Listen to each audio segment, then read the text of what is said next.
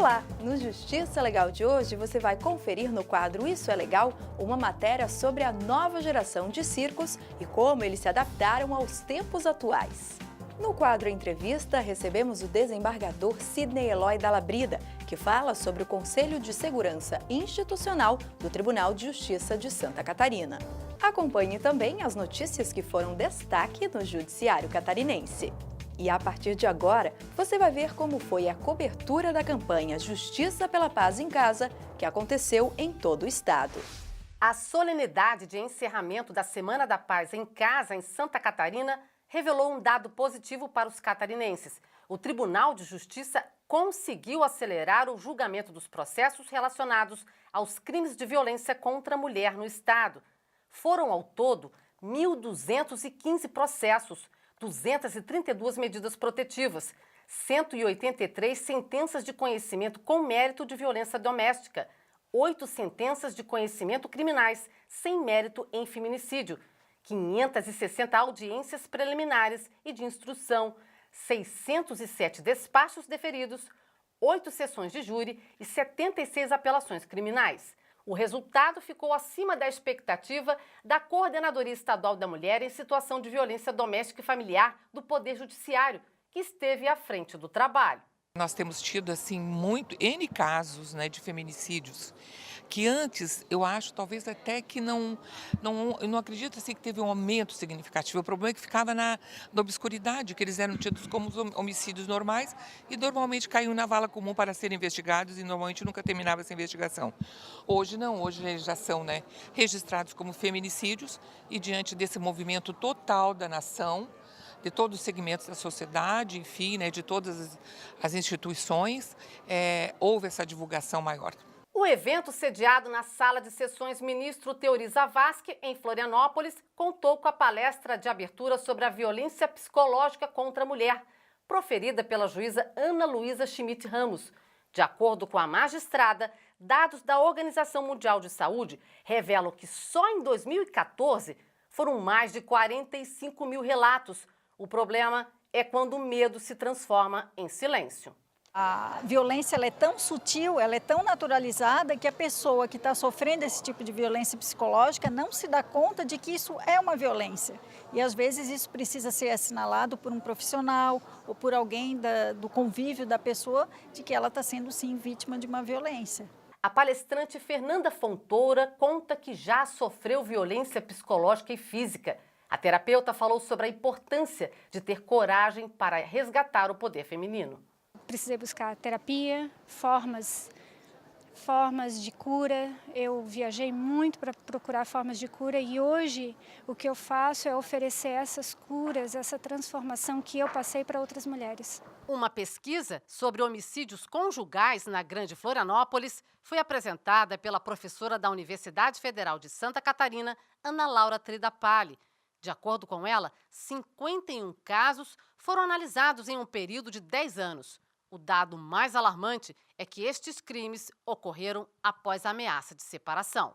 Na universidade, o nosso projeto, a gente trabalha com atenção psicológica, a autores e a vítimas de pessoas em situação de violência conjugal, mas a gente entende que tem toda uma rede aí de atuação, tanto da assistência social, saúde e judiciário, que pode estar atuando para prevenção e prevenir esses tipos de crime, no caso, o homicídio, que é o último, digamos assim, a forma mais violenta que acontece na esfera doméstica e conjugal, E um novo protocolo de atendimento às crianças vítimas de violência já é uma realidade no Tribunal de Justiça.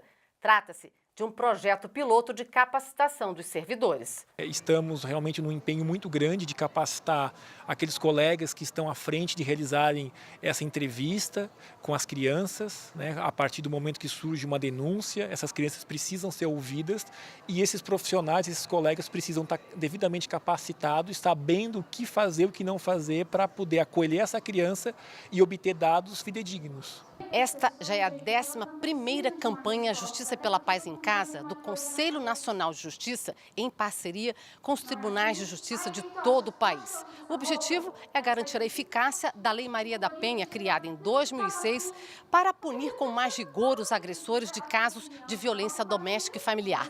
Mas, na prática, as ações buscam mais do que isso. Buscam uma mudança de comportamento da sociedade em geral para enfrentar o problema. Só para ter uma ideia, os casos de violência contra a mulher está em segundo no ranking dos crimes que mais geram processos no Tribunal de Justiça de Santa Catarina. De janeiro a maio deste ano, 18 feminicídios foram registrados.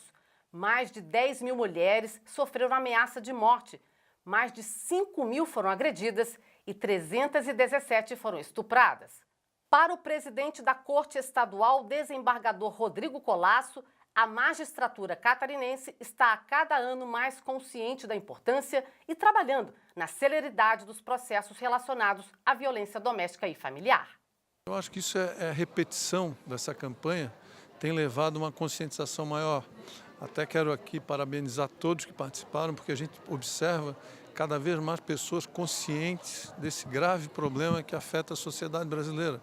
E não é diferente no judiciário, acho que os juízes, como parte integrante da sociedade, vendo os casos de violência se repetindo, aumentando, e certamente isso que levou ao engajamento, o que prova que a nossa magistratura é sempre consciente e engajada nos bons projetos sociais.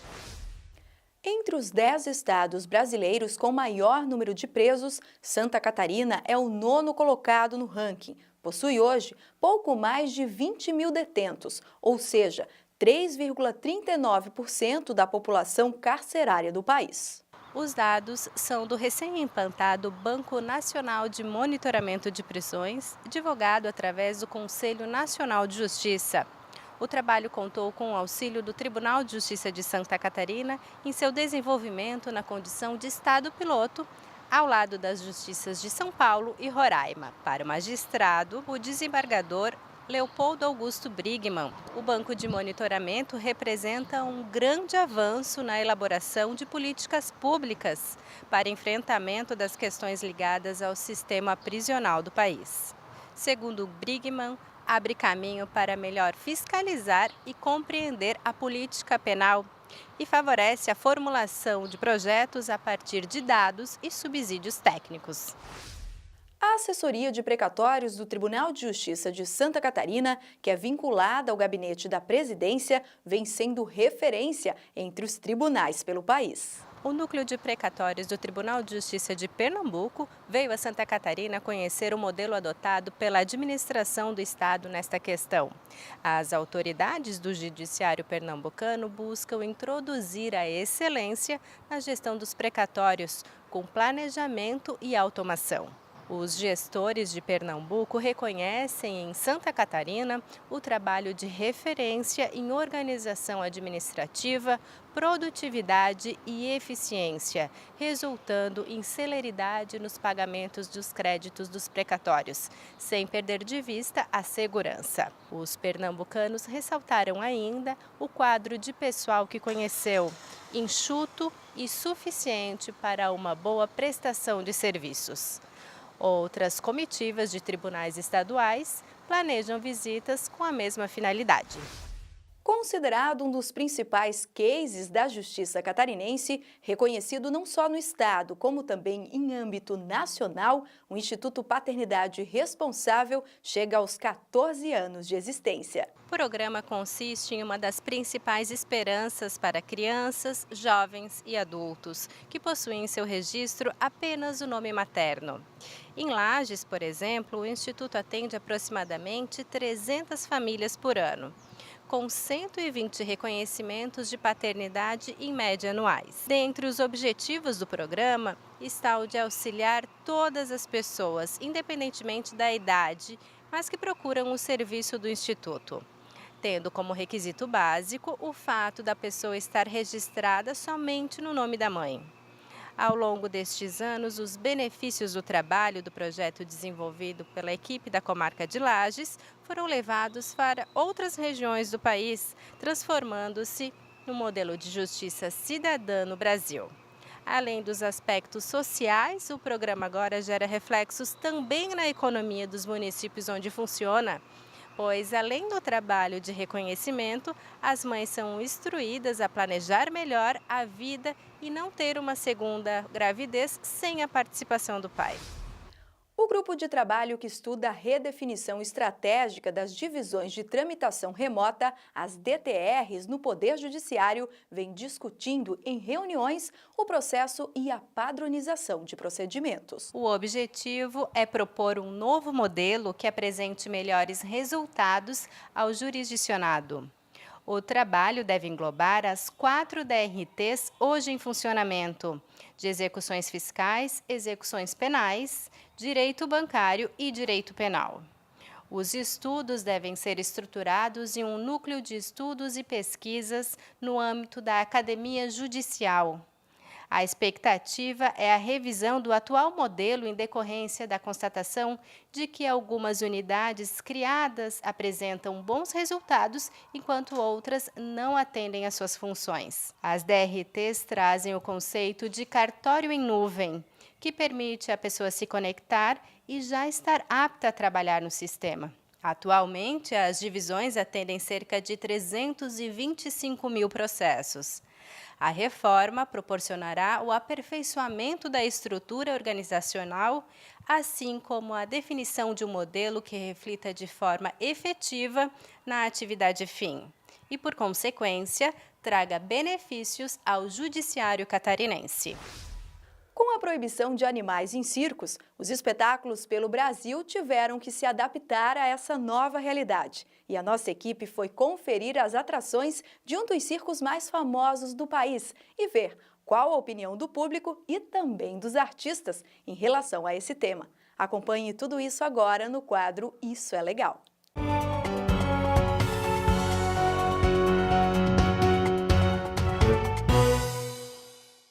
A tradição do circo atravessou os séculos, se transformando, se adaptando às mudanças no mundo e no público, isso tudo sem perder a magia de tornar os sonhos realidade, ali, bem diante dos olhos.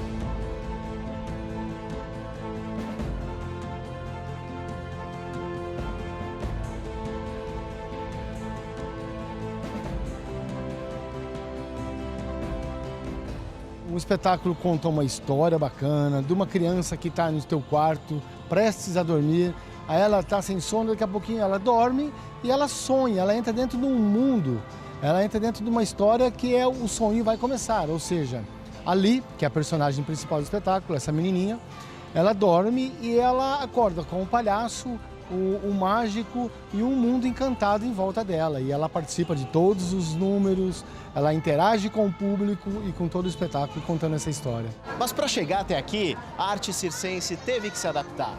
A mudança mais significativa e recente foi a proibição de animais nos espetáculos. Na minha infância ainda tinha a questão dos animais em circo, né? Muito triste. E hoje realmente essa proibição dos animais participarem dos espetáculos de teatro é uma grande evolução para o mundo artístico, né? Especificamente do circo. É legal essa mudança? Horrível não ter bicho. Nem viria, Aquilo era né? uma tristeza, uma tortura aos animais. Então tem uma evolução aí, né? Teve. Aí fica só a parte artística mesmo, né?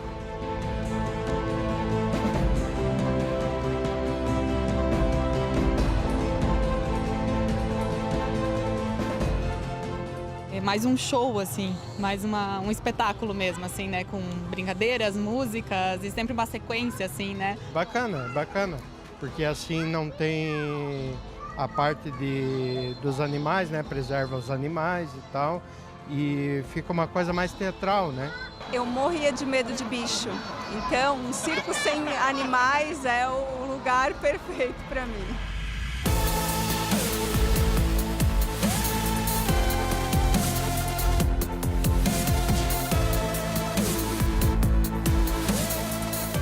Quando eu era pequeno, que meus pais trabalhavam ainda, que eu entrei no palco com 4 anos, fazia palhaço com meu pai, ainda tinha bicho, tinha macaco, tinha urso, tinha cavalo. E hoje em dia já não tem mais nada disso. Então, tipo, eu acho que a grande mudança do circo nesse tempo foi realmente a saída dos animais e os artistas vindo agora com mais força, né? Ganhando cada vez mais espaço no circo. Mudou o truques. muito. Agora mais forte o circo, mais forte. Mudou o costume. Agora não é só o circo como número normal. Agora o circo faz espetáculo, faz um teatro. A história do circo prova que o show tem que continuar, unindo tradição e inovação, passado e presente, celebrando o riso e a alegria entre diferentes gerações, dentro e fora do picadeiro. A troca de brincadeiras com o público, isso é o que faltava antigamente, sabe? O público está mais dentro do picadeiro do que simplesmente só espectadores.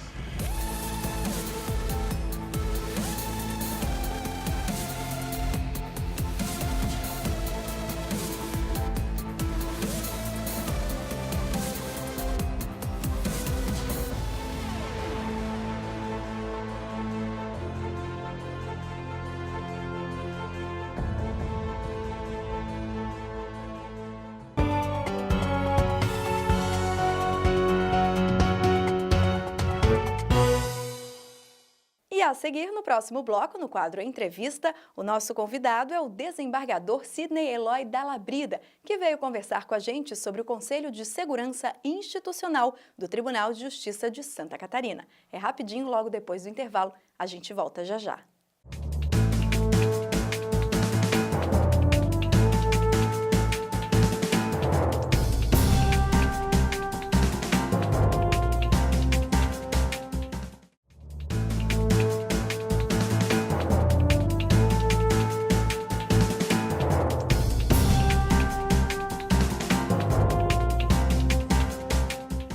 No quadro Entrevista de hoje, nós vamos conversar com o desembargador Sidney Eloy da Labrida.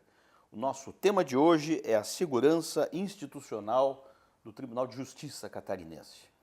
Desembargador, muito obrigado por estar aqui com a gente hoje. Eu que agradeço a oportunidade.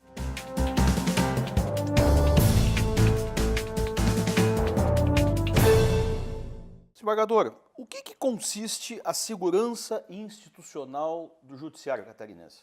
Perfeito. A segurança institucional, em termos gerais, ela envolve dois grandes grupos, a segurança ativa e a segurança orgânica. Segurança ativa seria aquelas medidas de contra crime organizado, contra terrorismo, contra informação.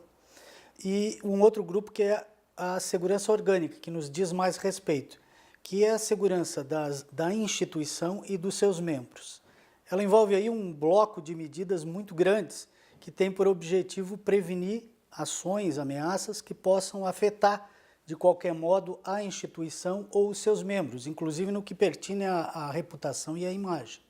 Então ela se projeta sob segurança, por exemplo, das instalações, das áreas do judiciário, segurança das pessoas, né, dos magistrados, dos servidores, segurança da informação que circula no âmbito do judiciário. Então é um mosaico de situações que são abrangidas pela segurança institucional. Desembargador, nós vivemos um tempo de modernidade, de muitas inovações, da digitalização das coisas, né?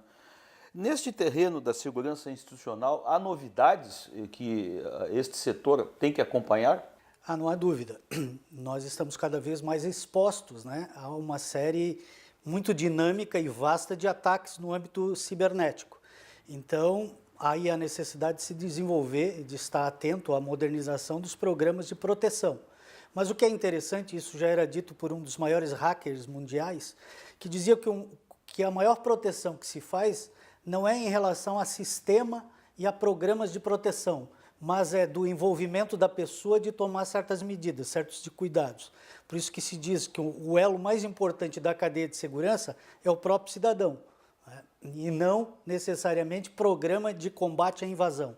Se o senhor tivesse que estabelecer um foco do trabalho, aquilo que é principal, fazer-se e saber-se da segurança institucional, o que o senhor diria? Perfeito. Até como nós já vimos que isso envolve um amplo elenco, muito vasto, nós temos que eleger prioridade. E a prioridade que foi eleita é a segurança das pessoas, sobretudo dos magistrados, para que possam ter tranquilidade e independência no exercício da sua função, principalmente diante do avanço do crime organizado, dos ataques que se dão e ameaças que se dão no sentido de intimidar o magistrado a adotar determinada postura ou como represália. Então nós elegemos a administração assim o fez, para que a gente evite todos os esforços no sentido de ter uma segurança institucional nesse campo profissional, né? Uma gestão da segurança. Então isso se faz através da preparação da equipe, né? O que afasta qualquer possibilidade de improvisação. Quando a gente atua nessa área com improvisação, esse é o maior remédio, ou é o primeiro passo para o insucesso da atividade. Surpreendentemente, às vezes, os maiores cuidados se recaem sobre um assunto de família e não na área de crime, porque se lida com emoções, né? Como é que é este trabalho, por exemplo, de segurança institucional quando se lida com este tipo de perigo?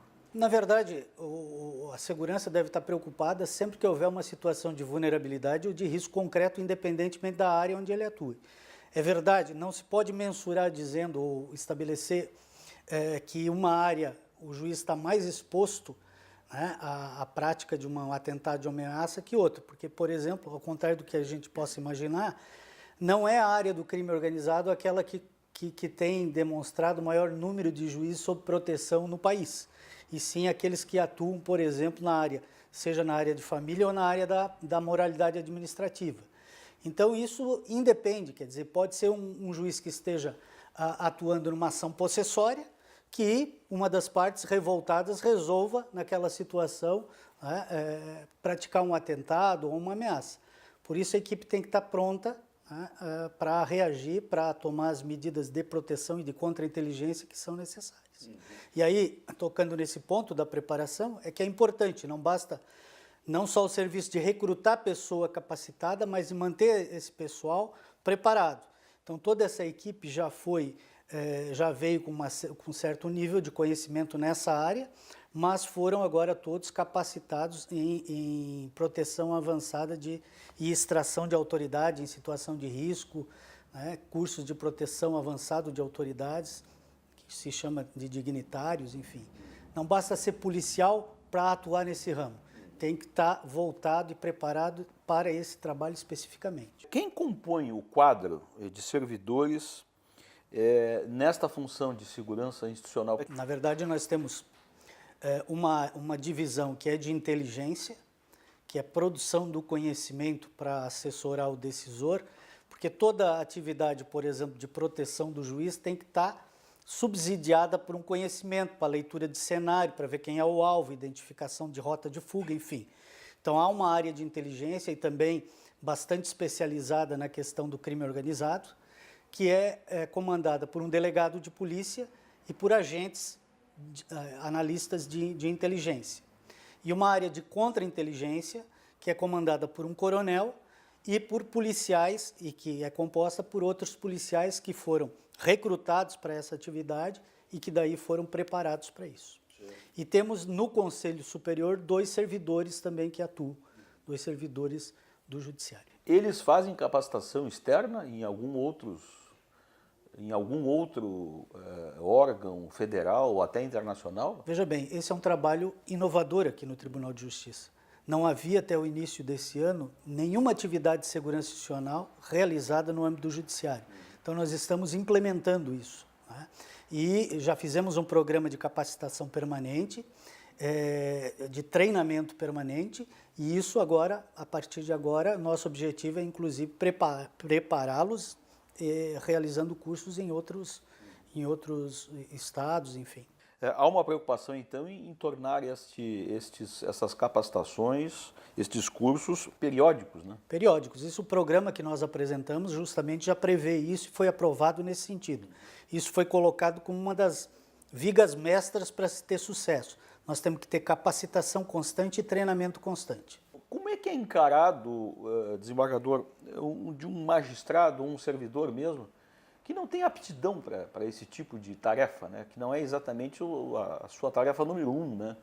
Mas ele precisa ter, pessoalmente, essas preocupações. Quando ele não tem aptidão para isso, como é que é resolvido isso de forma institucional? O que nos cabe fazer é dar as orientações necessárias para que ele adote certas medidas de cautela que vão evitar que ele se exponha a certos riscos. Para citar um exemplo, se o magistrado ou o servidor se expõe diariamente na mídia social, dizendo a todo instante onde ele está, é claro que ele vai estar exposto a uma situação de risco muito maior do que o outro. O sujeito apresenta a arma que ele porta, enfim, uma série de condutas que devem ser evitadas para que ele não se exponha muito facilmente ao risco e a uma ação hostil, né? Então, o que nos cabe, nesse caso, é apenas fazer orientação. É evidente que a gente não pode obrigar o magistrado a tomar certas medidas, né, que envolveriam aí um treinamento, né? Isso é dado como oportunidade ao magistrado. O senhor falou uma palavra agora há pouco importante nesse aspecto todo da segurança, que é a inteligência, né? Não é só o treinamento, não é só a capacitação de como sair, de como entrar numa situação, mas a inteligência, ou seja, o pensar no criminoso, no modus operandi dele. Esta inteligência, ela é construída onde dentro do tribunal? Justamente nessa divisão de inteligência. Então nós temos ali o delegado, que atuou muitos anos só junto à SSP, comandando a área de inteligência, e mais 2 analistas de inteligência, que são também policiais civis, que têm uma vasta experiência nesse sentido. Então, eles atendem a toda a técnica que envolve a metodologia que é obrigatória na produção do conhecimento, que é a inteligência, justamente para subsidiar alguma situação, né, para verificar até que ponto, por exemplo, diante de uma notícia, ela representa efetivamente uma ameaça concreta, porque todos os movimentos são feitos e envolvem recursos do Tribunal de Justiça, né? Então a gente também tem que ter um aporte informativo, no mínimo, idôneo para movimentar todos esses recursos e oferecer uma atividade de proteção, por exemplo, uma segurança aproximada, uma escolta, um acompanhamento, vigilância, enfim. Me pareceu que nós estamos inovando nesse setor, nos tribunais pelo país. É isso mesmo? Exatamente. Isso é algo recentemente novo. A magistratura, em geral, despertou para isso não muito tempo, né? E no âmbito do nosso tribunal, e em muitos tribunais, isso era tratado, e em alguns ainda são, de forma absolutamente improvisada, né? Se pega um policial militar que trabalha numa casa militar e acontece alguma coisa, ele é chamado, enfim, ou às vezes chega o equívoco de se colocar um policial fardado para proteger o juiz, quer dizer, aí ele está indicando exatamente quem é o alvo. Então, o nosso objetivo foi empregar justamente uma gestão profissional da segurança institucional, que envolve esses pilares que eu havia comentado. Preparação das pessoas, ter uma equipe preparada, nós temos processos efetivamente definidos como protocolos de segurança a serem seguidos e uma infraestrutura mínima de tecnologia também, que já foi aprovado um projeto que nós apresentamos para aquisição de certa tecnologia, como algum carro blindado, e também correlacionador espectral, que é para fazer identificação de bugs e de escutas clandestinas. Desembargador, quando a gente trata de assuntos assim, de inovação, a gente sempre dá uma olhada lá para fora do mundo, né? O que os judiciários, que países estão à frente, tendo boas experiências nesse setor de segurança institucional? Há uma diferença muito grande se a gente verificar isso, porque nos Estados Unidos, por exemplo, essa atividade não é realizada dentro da magistratura, né? São os marshals que fazem esse tipo de atividade, ou seja, é deixada de lado só para a polícia fazer. No nosso país já, por exemplo, a Itália tem uma experiência muito interessante que veio justamente a partir das operações Mãos Limpas, enfim, em que houve a necessidade de se fazer um trabalho mais pesado na proteção dos magistrados, que envolve, na verdade, resumidamente, esses 3 pilares fundamentais. Não dá para fugir daí. O que a gente pode agregar são tecnologias, mas não há como fugir da necessidade de atender essa metodologia que implica pessoal preparado, equipado, uma cultura de segurança institucional em relação àqueles que são os protegidos, né? Processos bem definidos, é isso que faz uma segurança institucional melhor. Doutor, muito obrigado pela entrevista, viu? Imagina, eu que agradeço muito a oportunidade. Foi o Justiça Legal desta semana. Nós voltamos numa próxima. Até lá.